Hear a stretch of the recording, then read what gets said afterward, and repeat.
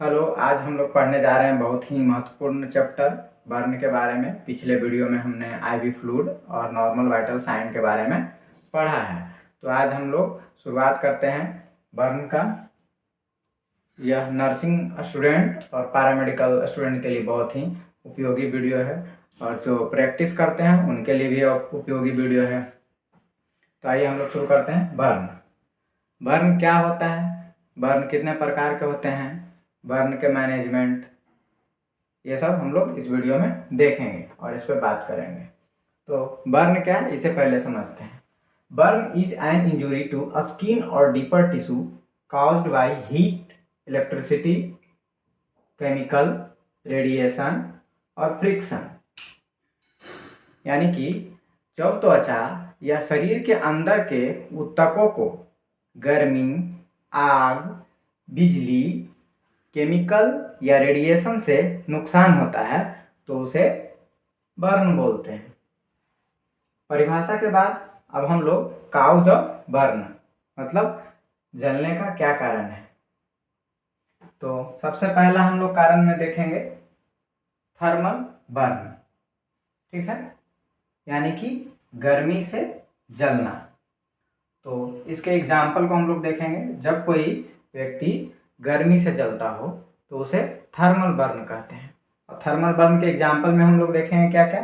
जैसे कोई व्यक्ति आग से जल गया हो, फायर, गर्म पानी से जल गया हो, हॉट वाटर, स्टीम बोले तो भाप से जल गया हो, हॉट ऑयल मतलब गर्म तेल से जल गया हो तो उसे हम लोग थर्मल बर्न बोलेंगे। इलेक्ट्रिकल बर्न यानी कि बिजली से जलना।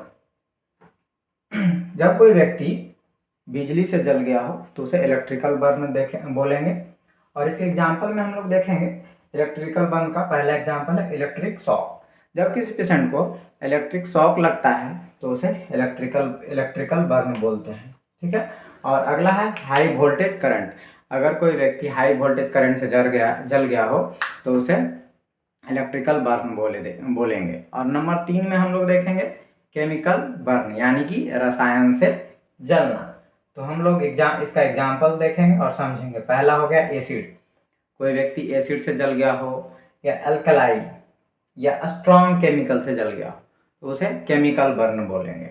और अब हम लोग पढ़ेंगे अगला नंबर 4 यानी कि रेडिएशन बर्न। रेडिएशन बर्न में हम लोग देखेंगे एग्जाम्पल में पहला देखेंगे सनबर्न।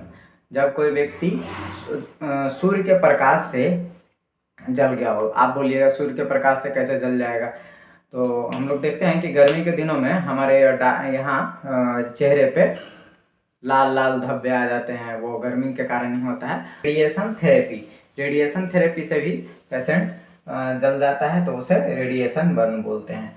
और नंबर 5 और अंतिम देखेंगे फ्रिक्शन बर्न यानी कि रगड़ से जलना। जब कोई व्यक्ति रगड़ से जलता है तो उसे फ्रिक्शन बर्न बोलते हैं। जैसे कि कोई व्यक्ति रोड एक्सीडेंट किया तो घर्षण हुआ तो तब जल जाता है तो उसे फ्रिक्शन बर्न करते हैं। या रोप बर्न यानी कि कोई व्यक्ति कुछ काम कर रहा हो, अचानक रस्सी से रगड़ खाया हो तब वह जल जाता है तो उसे फ्रिक्शन बर्न बोलते हैं। अब हम लोग इसके डिग्री और टाइप को देखेंगे।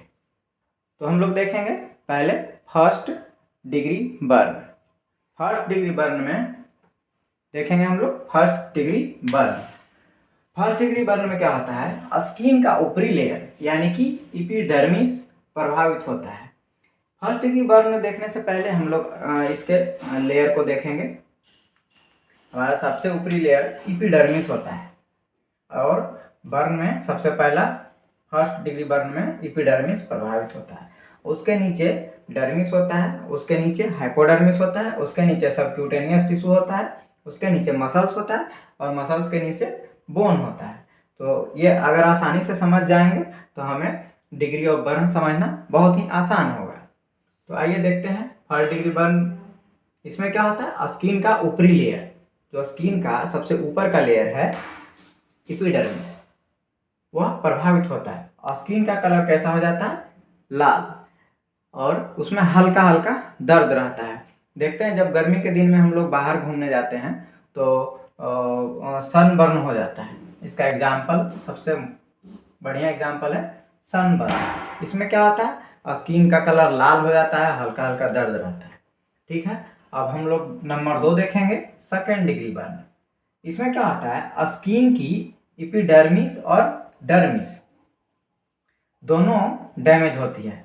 जो सबसे ऊपरी लेयर है एपिडर्मिस, उसके नीचे का लेयर जो होता है वो डर्मिस होता है। यहाँ देख सकते हैं फिगर में। और इसमें क्या होता है, इसमें ब्लिस्टर यानी कि छाले बनते हैं और दर्द ज़्यादा होता है। लेकिन वही फर्स्ट डिग्री बर्न में छाला नहीं बनता है। ठीक है, और स्किन लाल और सूजी हुई दिखती है। स्किन का कलर कैसा होता है, लाल और सूजा हुआ दिखता है। अब हम लोग पढ़ेंगे नंबर 3 में थर्ड डिग्री बर्न। इसमें क्या होता है, स्किन का पूरा लेयर डैमेज हो जाता है। स्किन का कलर वाइट, ब्राउन और ब्लैक हो सकता है। ठीक है, नर्व डैमेज होने से दर्द कम हो जाता है। जब स्किन का लेयर अगर डैमेज हो गया है तो स्किन के नीचे नर्व होता है, तो वह नर्व भी कभी कभी डैमेज हो जाता है, तो दर्द कम रहता है, लेकिन बर्न तो हुआ है। ठीक है, अब हम लोग नंबर 4 में पढ़ेंगे फोर्थ डिग्री बर्न। इसमें क्या होता है, स्किन के साथ साथ मसल्स और बोन भी डैमेज हो जाता है। गंभीर बर्न होता है इसमें, और सर्जरी की कभी कभी जरूरत पड़ता है। अब हम लोग देखेंगे साइन एंड सिम्टम। इसमें क्या होता है, रेडनेस, पेन, ब्लिस्टर्स बोले तो छाले पड़ते हैं, स्वेलिंग यानी कि सूजन हो जाता है, कभी कभी ब्लैक और वाइट भी स्किन हो जाता है। गंभीर बर्न में शॉक भी हो जाता है, यानी कि पेशेंट शॉक में चला जाता है और उसका डेथ भी हो सकता है। अब हम लोग देखेंगे फर्स्ट एड। फर्स्ट एड में क्या है कि अगर पेशेंट जल गया हो तो उसको तो सबसे पहले सुरक्षित जगह पे लाएंगे और फिर क्या करेंगे, बर्न वाली जगह पर ठंडा पानी डालेंगे। ठीक है, ताकि उसका जलन कम हो, जलन लहर जो बोले कम हो। ठीक है, और टाइट कपड़े, रिंग, ज्वेलरी अगर पहने हो तो उसे हटा देंगे। ठीक है, और फिर नंबर 3 में देखेंगे, बर्न एरिया को साफ कपड़े से ढकेंगे ताकि इन्फेक्शन से बच सकें, और छाले को ना फोड़ें।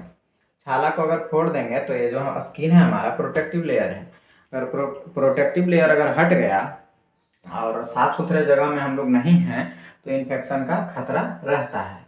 सीवियर बर्न होने पे तुरंत हॉस्पिटल ले जाएं। ठीक है, पेशेंट अगर शॉक में चला गया तो डेथ भी कर सकता है। इसलिए अब हम लोग देखेंगे सबसे इम्पोर्टेंट रूल ऑफ 9, जो कि बर्न पेशेंट के लिए सबसे अति आवश्यक चीज है।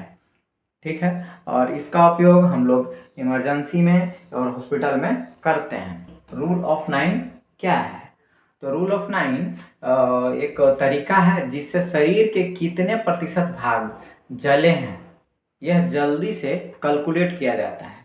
इसका ज़्यादातर इमरजेंसी और हॉस्पिटल में उपयोग किया जाता है। ट्रीटमेंट और आई फ्लूइड को तय करने में इससे आसानी होती है।